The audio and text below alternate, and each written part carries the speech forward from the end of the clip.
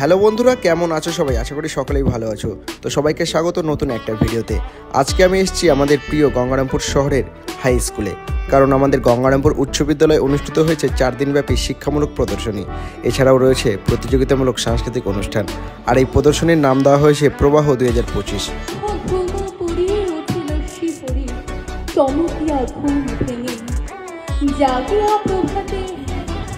নমস্কার।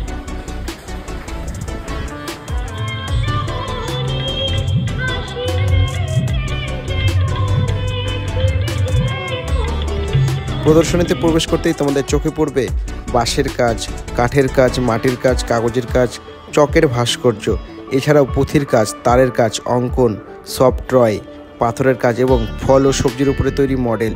এছাড়াও বিশেষ আকর্ষণ হিসেবে থাকছে 1835 থেকে 2025 সাল পর্যন্ত ভারতের সমস্ত ধরনের মুদ্রা। এছাড়াও গোটা বিশ্বের 200টি দেশের কয়েন ও প্রাচীন মুদ্রা। সেই সঙ্গে রয়েছে কাগজের নোট ও টাকা, পৃথিবীর শতাধিক দেশের কাগজের নোট, দেশি ও বিদেশি ডাক টিকিট। এছাড়াও তোমরা আরও অনেক কিছু দেখতে পারবে এই প্রদর্শনীতে। তো বন্ধুরা, কৃষ্টি ক্রিয়েটিভ অ্যান্ড কালেক্টর্স গ্রুপের পক্ষ থেকে 2022 সালেও এই ধরনের একটা প্রদর্শনীর আয়োজন করা হয়েছিল। 2022 সালের পর 2025 সালে এসে আবার এই প্রদর্শনীর আয়োজন করেছে উদ্যোক্তারা। উদ্দেশ্য একটাই, যারা নতুন প্রজন্ম, যারা সবসময় মোবাইল ফোনে ব্যস্ত, যারা ইতিহাস সম্পর্কে অবগত নয়, তাদের কাছে দেশের তথা গোটা বিশ্বের ইতিহাস তুলে ধরতে এবং অচেনা জিনিসকে চেনাতেই এই ধরনের উদ্যোগ নিয়েছে উদ্যোক্তারা। 9 তারিখ থেকে শুরু হয়েছে এই প্রদর্শনী, যা চলবে 12 তারিখ পর্যন্ত। তো তুমি যদি গঙ্গারামপুরের বাসিন্দা হয়ে থাকো, তাহলে একবার হলেও যেতে হবে এই প্রদর্শনীতে।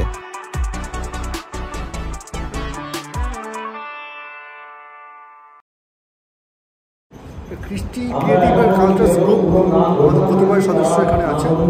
সেই সংস্থার পক্ষ থেকে আমরা এই আয়োজনটা করেছি।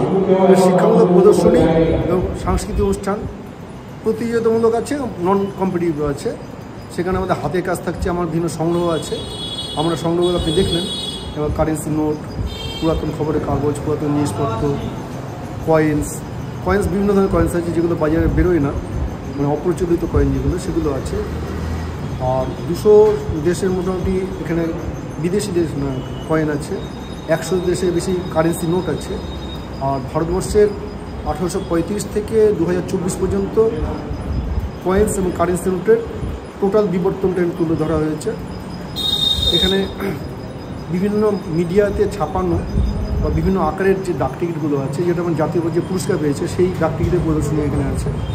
আর রয়েছে ইন্ডিয়ান থিম, মানে ভারতীয় সাবজেক্টের উপরে বিদেশি ডাক টিকিট, সেটা এখানে প্রদর্শন করা হয়েছে। কিন্তু ব্যাপারগুলো সম্পূর্ণ প্রদর্শন করতে পারিনি, জায়গার অভাব। আমার আরও কিছু জিনিসপত্র আছে, যদি ভবিষ্যতে সুযোগ পাই এই প্রদর্শন করার চেষ্টা করব। মূলত কী উদ্দেশ্যে এই ধরনের প্রদর্শনীর আয়োজন করেছেন আপনারা? উদ্দেশ্য বলতে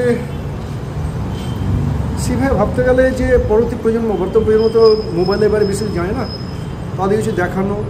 তো সবাই দেখেনি অনেকেই। আমার কাছে 100 টাকার নোট দুটো রয়েছে।